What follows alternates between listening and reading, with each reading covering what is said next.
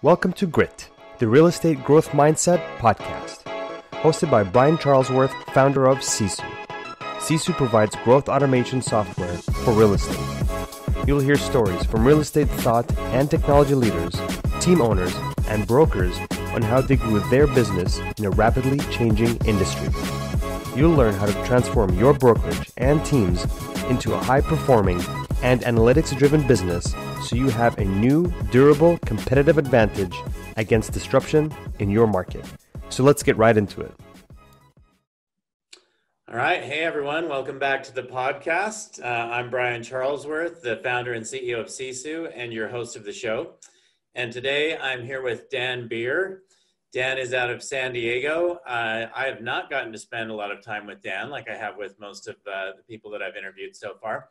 But Dan is the CEO and owner of the Beer Home Team, again, based in Southern California. The things I know about you, Dan, is you used to be, I believe, the top KW team down in that area, and are now, you've moved over to EXP and rocking it, crushing it still. I'd love to hear more about your business. Why don't you tell us more?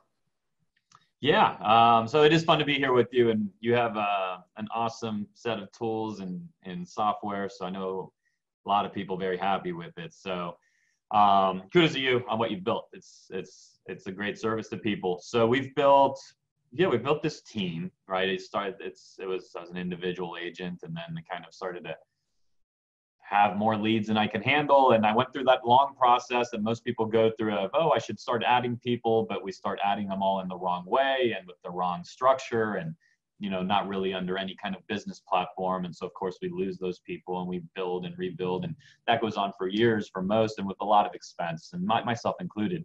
I was real estate life, huh? Yeah. That's just all a part of it. And so, yes, we did eventually build what became the number one team by production, by GCI, I should say, in the Southern California region for Keller Williams. But I definitely was connected to something, which is I wanted to make sure to always have my business in a place where I was around the people most incentivized to help me grow. And so we did make that shift to EXP, and that's just a whole different conversation around the financial model there. But since then, we've grown by another $49 million in production in a short period of time. That's an additional $49 million in production. Have an awesome thing going here. We have 18 sales agents, and I'm happy to share anything about the business you want. We have everything from inside sales to showing agents to our company listing agent position to listing management, transaction management, videographer, and runners, and operations people, and marketing. All of it in-house. So I would call it a fully leveraged team. And something that makes our team unique also is, I'm not the producer on the team. And so what that means is I show up every day to the office. As you can see, I'm here at the office now, but my entire role, purpose, period, is to serve our team members, is to work for them, and is to build opportunity for them. So all of our entire marketing platform, which this year will be about $1.2 million of marketing, our salaries, right? All of our W-2 positions, all of the tech that we have in place, everything that we're building, and where I spend my day is in building opportunity for our team members. Very cool. I love it. So you were number one as far as volume goes. What's your volume now? Is that something you can share? Yeah. Well, we just closed out this past year at $211 million. Congratulations. In business. So we have big goals and, a plan to go well beyond that. So we'll see. This year we're going really heavy into building our brand out much deeper, much further. We're just about doubling the marketing investment that we're going to make this year versus last year to that number that I just mentioned. And so you're taking marketing up to 2 million, which is huge. Most people 1.2. Yeah. Okay. Maybe 2 next year. So this year is going to be 1.2 is what you're saying. Okay. All right. Exciting. So being in Southern California, it's different than most markets. A lot of people listening to this are, average price points are between $200,000 and $400,000. What are your average price points down there? So San Diego County is right at about 590, 600,000. We operate at around I think last year was right around 740 something. Okay. if I'm doing the math correctly. So we are above the average. It's not like every deal is $1 million or $2 million, $3 million, the way some people around the country assume. That's not the case at all. And in fact, as a county, we're 590, 600,000. So yes, higher than most places, not as dramatically high as some people assume it's going to be. And in fact, we have a terribly competitive market. You're talking about a market with roughly 35,000 transactions on a yearly basis, 27,000 agents. So the degree of what we are competing with one another again, it's crazy. So right now it's about 1.2, just to put that in perspective for Yeah. everyone, 1.2 transactions per agent is. Well, remember, there's two sides to every transaction, right? So, right. Yeah. So 70,000 or so sides. So yeah, it's tight. Yeah. Okay. It's great. tight. So, anything else you want to share about your background before we dive into your business a little deeper? No, that's I think let's dive in and start to get people some actionable, detailed information that they could go back to the office and try and put in place. Love it. Okay, so one of the things that really intrigues me as I look at what you're doing is you really market that you guarantee you're going to sell the house or else you're going to buy it from them at the listing price. Most people I've seen do it at 70%. So talk to us about that, how you do that, your flexible commission model, all those types of things. I'm guessing, I could be wrong here, but are you a listing focused business? Sounds to me, based on everything I've heard from your ISAs and the way you've structured your business, you are listing focused is my guess. Definitely. I believe in the majority of that 1.2 million will go into all building our listing business. There's around 240,000 of that goes into the buyer side of our business. The rest of it is all on the listing side. And I believe in very much building the listing side of your business, which is, equivalent to building your brand, building your company. And then so many of our buyers come from our listings as this whole industry was designed to do anyway. Right. So right. Yeah, we definitely focus there. Heavy into farming. We do a lot of media. We've been on radio for years. We're expanding our media package this year. One correction though, I don't have any advertising that says that I'll guarantee to buy a home. So what you're referring to is that we'll guarantee this to sell your home at 100% of the asking price, or we'll pay the difference. And of course, there's some terms and conditions. And those terms and conditions are actually really simple. And they're really straightforward. And the reason we do this program is because it's not one of these programs where, oh yeah, we'll do it for 70 cents on the dollar. Yeah. Well, yeah, no kidding.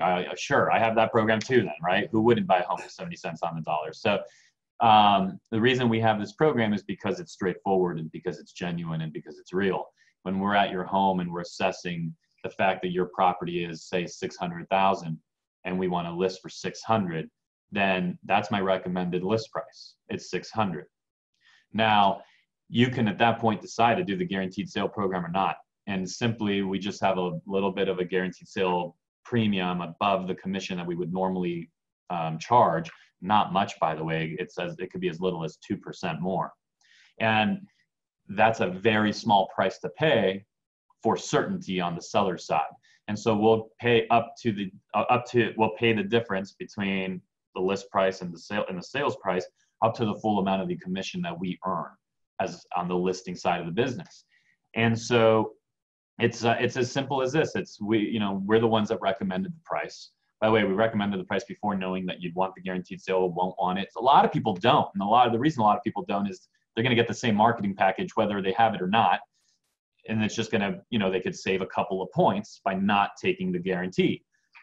Some people want the guarantee. They want the guarantee because for them, they just sleep better at night knowing that their downside is a much stronger protection. And, mentally for them, they can go and do their numbers, or maybe it's, they share it with siblings. It was inherited. They just want to kind of understand what the math is going to break down to on a worst case scenario. And it just makes them sleep better. So that's literally all the thing is. And it's easy, it's straightforward, and it's not one of these, bait and whatever. I don't want to label other people's programs, but it's not one of these things where it's, oh yeah, we'll buy it at 60 cents. Okay. Again, Okay. like I said, no kidding. Yeah, like I'd be happy to buy it at 60 cents. Who the heck wouldn't? So do you Um, only do that if they choose to go with your listing price? Is that how you guys do that? You say, this is our recommended listing price, 600,000. Could they say, no, thanks, I want to try to get 640? How do you respond in that scenario? well, in that scenario, I'd say like we're looking at data together. Okay, so there's two things. One is the people that you're talking to. The people are smart. I operate under the assumption that people are intelligent. They see real life. That doesn't mean they don't have other aspirations, but they see real life in front of them. So when we're at your home and we're looking at the fact that the neighbor, same floor plan, sold for 590, and that the other neighbor, same floor plan, sold for 610, but they had a pool and you don't, and the other neighbor sold for say 585 and actually had a better lot than you do, but I believe we'll have better marketing, so I'm willing to do 600. And the fact that you want 640, so no, I'm doing the deal at 600 in terms of where that guarantee kicks in. Mm-hmm. If you're at 640, there's not a seller in the world that has an issue with that because they understand the data we're looking at. In fact, I'd argue that if they can't understand the data we're looking at, that's probably not a seller we're even going to work with. Yep. Because that's not a person that's on planet Earth. And so we just, one of our, we like to work with people we like to work with. And so it's not any different than as if the program didn't exist. If I didn't have the guarantee at all, and, if it weren't an option, and we have a lot of different options, right? But if that weren't an option and you had a $600,000 home and you want 700 for it, guess what? We're not working together. Yeah. So it's as simple as it just sort of takes care of itself. So there are a lot of people that will go out and take any listing they can get, right? So with you guys, how many listings you guys take a year? Last year was around 240 or so, roughly. Okay. So taking 240 listings a year, you're a little different than most, right? I'm guessing that you guys do a much better job than most of setting expectations. This is where, looking at the data, this is where it's going to sell. This data backs it up. Somebody feels like, oh, I need to get this out of my house. You guys are going to share with them, okay, get that your needs, but this is reality, right? This is what it's worth. Would you take that listing if somebody's like, oh, I want to list it for more? Or would you guys just say, you know what, maybe somebody else is a better option for you? Well, it goes back to the comments. There's a few things to it, right? You've just been sitting in front of this person for maybe an hour or so in their living room. So have you been talking to a sane, reasonable, sense-making person? Okay. Because by the way, they still could want more. That doesn't make them not sane and reasonable. But if you've been talking with a person that makes sense, right? A person that speaks English and you can communicate with, then okay, that's something. That's good. This person seems rational. What's their motivation? Is their motivation just, hey, we want to see if we can get this number? We're not so interested. Is their motivation the fact that they just had a new baby and they're in a townhome and they now have 3 kids in a 3-bedroom townhome? That's great motivation. So what's the motivation is the first thing that it'll always all come back to. What's the motivation? How did they seem to work with? Did they seem like reasonable people? And even reasonable people want to reasonably go after more. By the way, we, the Beer Home team, are reasonable people who want to go after more. In the example I gave you, we're working on a home that I'm recommending 600,000, even though the one with the better lot sold for 585. We're wanting to go after more.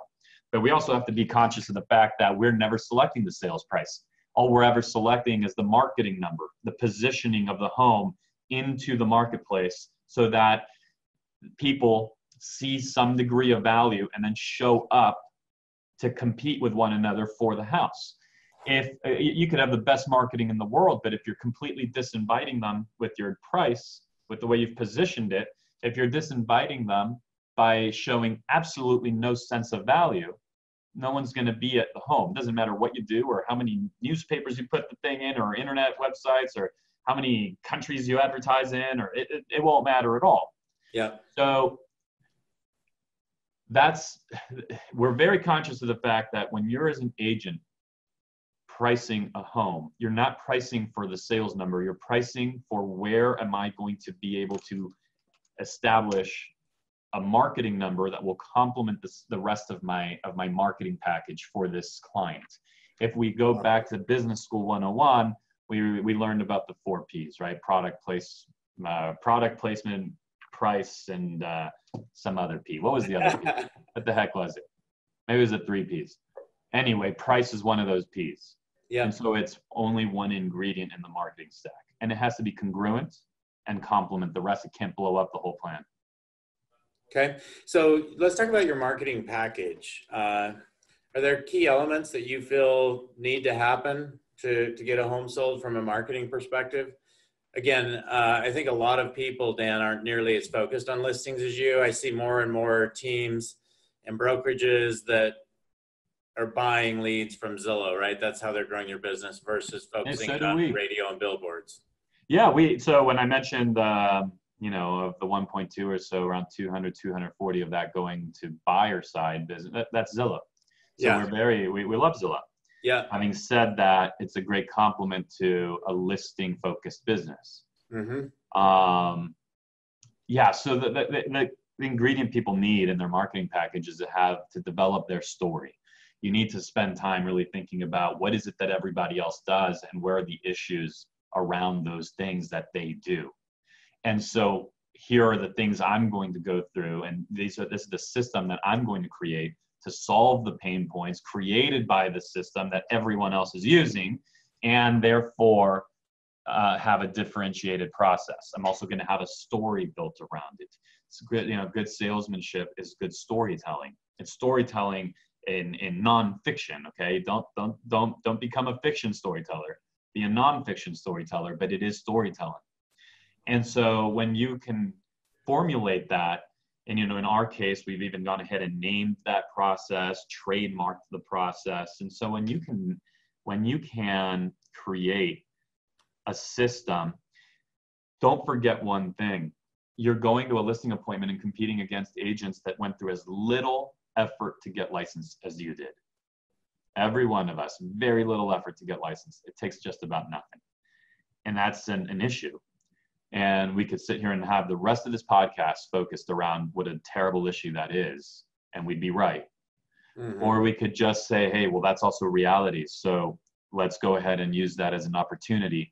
If that's the issue, I suppose, remember, I'm operating under the assumption that the public is intelligent. And so I believe that they understand how low that bar to entry, right, or that barrier to entry is into our industry. And so I believe that what the public is often doing is just scanning for where's the professional. So when you can show up with your package and your story, and it has a name, in our case it's trademarked, and you can eloquently just go through it with confidence, then you're really communicating something beyond the words you're using. To the seller, you're communicating, you found a real business operator. You found somebody who has an actual proven system. And I'm going to give you the confidence to know that we're going to get to where you need to be. And it's all that the seller is looking for that. Because guess what? Everybody else, all they've done is sit down in front of that seller and just sat there and looked at comps and tried and figured out price. And 80% of the conversation is about price. Yep. And so I'll use that against you. When I'm competing against you, I'm using that against you. I know that's what you're doing. And so when I'm competing against you, that's exactly what we're going to point to. Remember when you interviewed those other agents, and remember how that conversation centered fully around price, or almost entirely? Well, if the conversation is virtually all about price, then the strategy is all about price. Where do you think the buyer's going to focus? Where else are they left to focus? They're going to focus on price. And so we go down that path, right?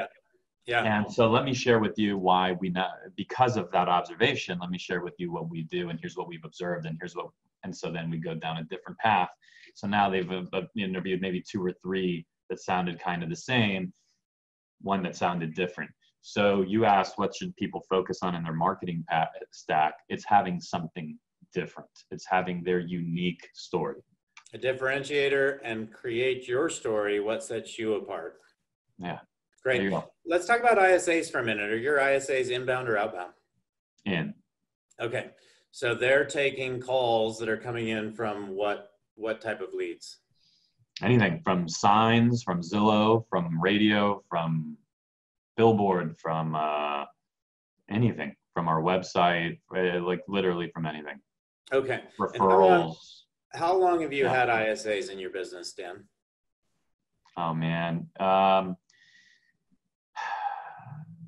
Early iterations going back to about 2013.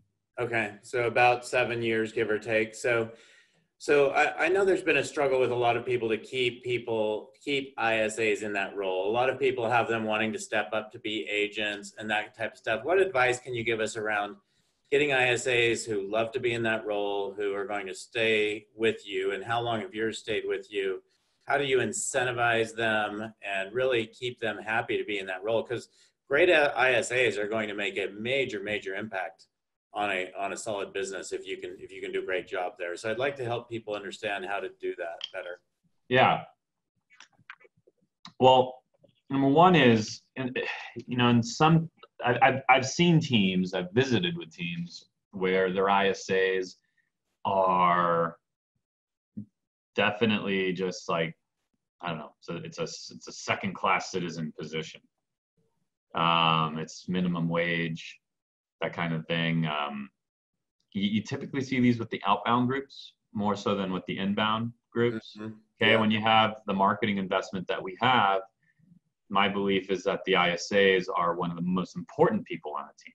Mm-hmm. I mean, that's where all of that marketing investment is landing in their lap for them to take to appointment and to nurture to appointment when they don't immediately go to one.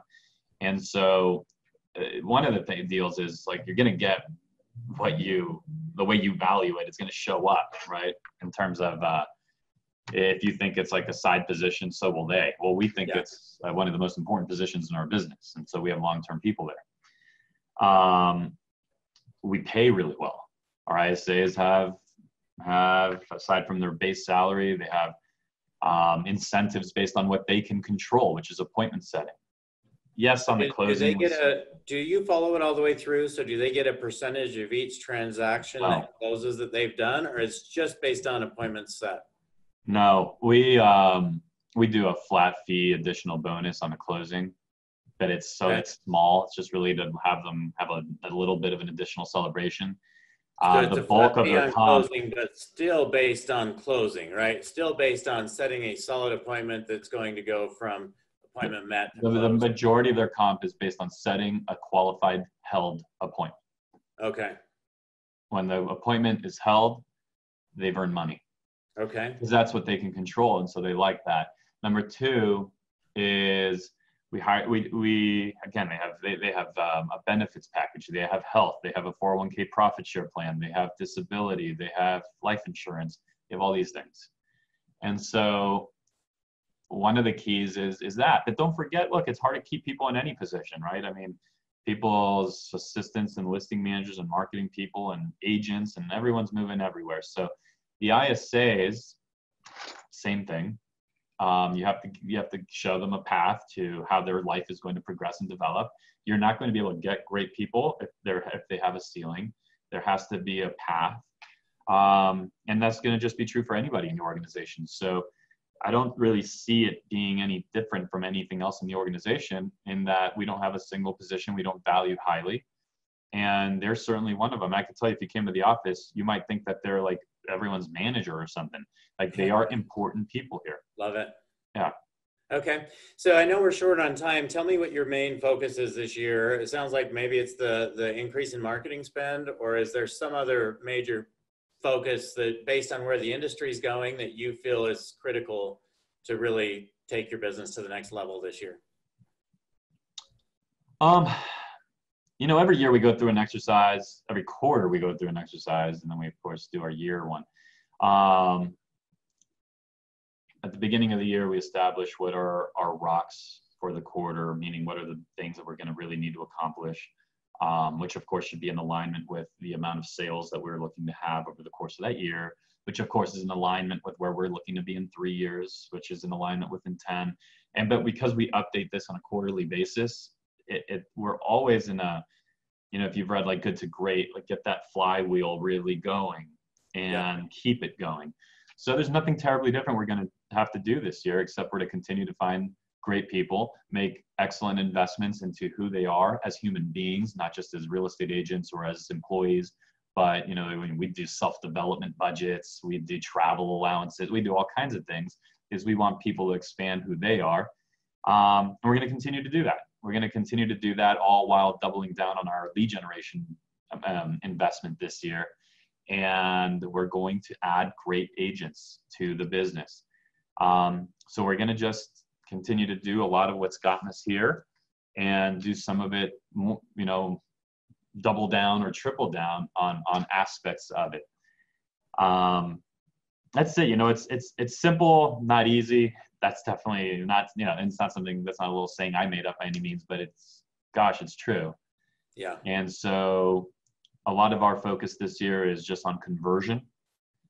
We are dialing much deeper down into having very clear visibility into, well, who's converting, you know, take Zillow, for example, who's converting and who's not converting, and who has the answer rates and who has the meeting rates and who has the, you know, who's getting the best customer satisfaction scores.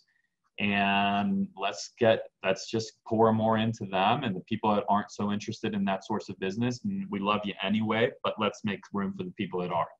And so we're just optimizing, we're optimizing all of our lead sources for conversion and just really working on clarity around that.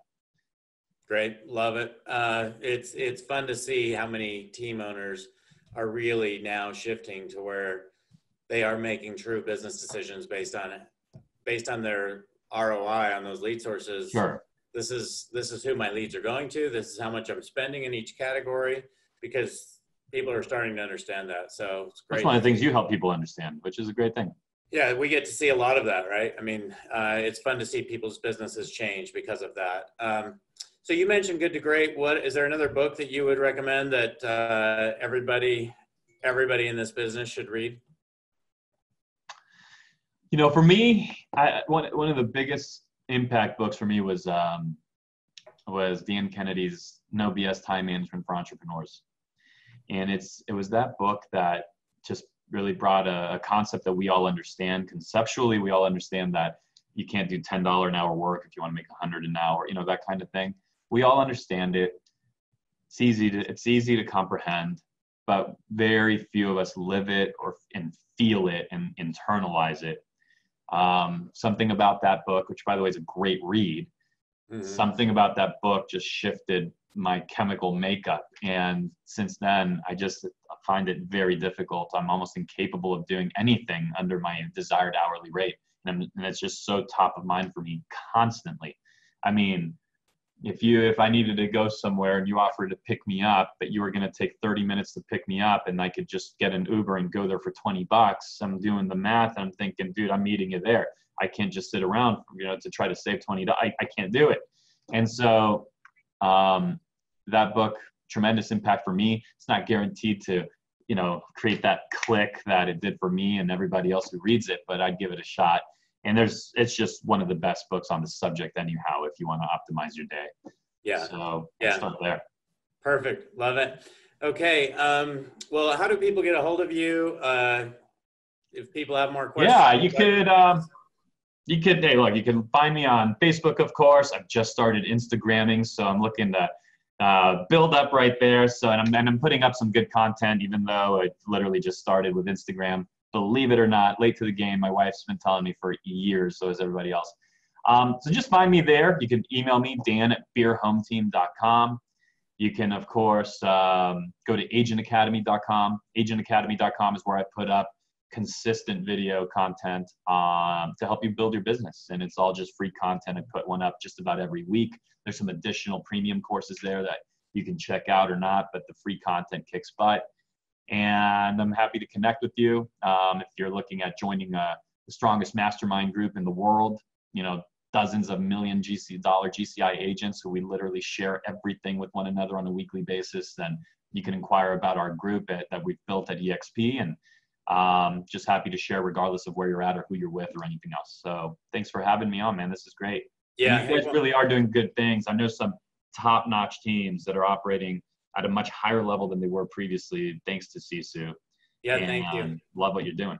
Thank you so much. Yeah, one thing I just want to point out on that you just mentioned, I love seeing how people in this industry just give back, right?